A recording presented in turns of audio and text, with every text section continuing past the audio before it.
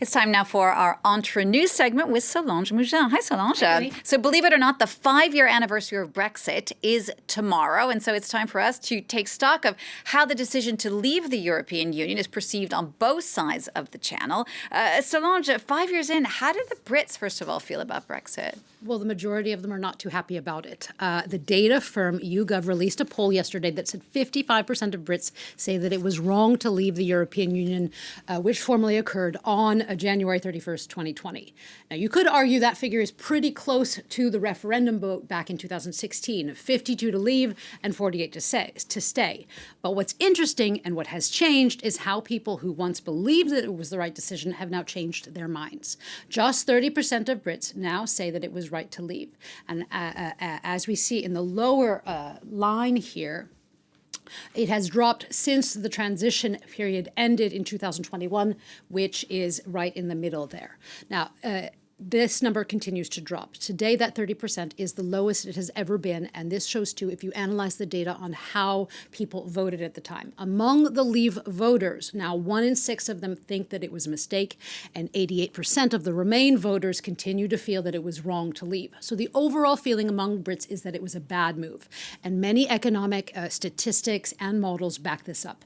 Even if it is too soon to determine the exact cost of Brexit to the UK economy, multiple reports say that it costs between 1% and 6% of GDP every year. Now, that seems like a small figure, but when you put monetary value on it, that's over £100 billion a year. Likewise, the mayor of London released a report last year that said that the gross added value of to the UK was £140 billion less than if they had stayed. Right. So the numbers say many Brits are unhappy with the decision to leave. I mean, so what are they doing about it? Is anyone leaving the UK? Well, for the most part, no.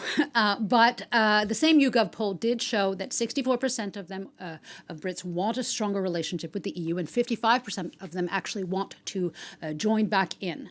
As for the brain drain, analysts argue that this is happening in some sectors of young Brits and professionals looking for opportunities abroad. According to the EU's statistical office, which tracks the first-time residency permits, 42,000 British citizens moved to the EU, to EU countries in 2023, with most for employment reasons followed by family reunions. Now, it was Spain that was the #1 destination that these new expats moved to, followed by France. And this despite the fact that there are now more difficult hurdles of getting visas, of being naturalized. Things have become more difficult, and in particular for Brits with second homes in Europe who still reside in the UK. Last year, France's courts ruled that it was unconstitutional to create an exemption for the over 80,000 Brits who have second homes here. The idea was for them to let them stay longer than the current rules, which are no more than 90 days in a 180-day period. So today, those homeowners need to apply for a visa if they want to stay longer in France. Other hurdles are also arising. In Spain, for example, just this month, the president said he was looking to the idea of potentially barring British nationals who do not live there full-time from buying homes. The idea is an attempt to tackle Spain's housing crisis. So some Brits are coming to the EU and trying to invest and live here.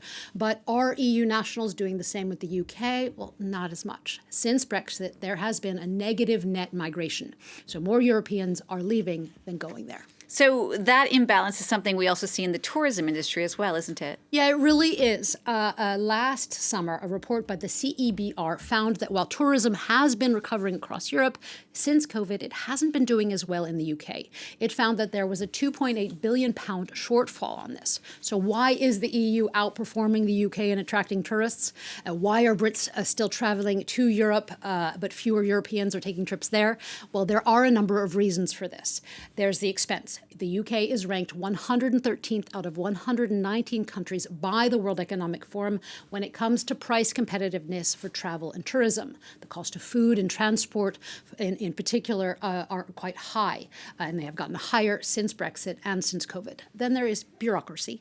Many Europeans do not have passports, and since ID cards are no longer they no longer work to get into the EU, into the UK rather, and the EU actually too, people choose to stay in the Schengen zone, and then And actually, these hurdles are going to get worse this year with the requirement of the added online registration before arriving either in the EU or the UK. Now, one of the things that I found most interesting is the role of perception here. Polls show that the effect of Brexit is having on many tourists. Many tourists do not feel that they're necessarily welcome in the UK since Brexit. There are constant efforts to reverse these perceptions and hurdles, such as the expansion of London's Heathrow Airport, which was just announced, that plus a slew of new flights between Europe and Great Britain that are coming this year. These are reminders that there are efforts to boost economic growth and air travel. Despite the worrisome environmental impact of that, these moves are also a reminder of demand, of how we all want to travel, and how even in this post-Brexit world, there is a desire to connect with other countries and with other people.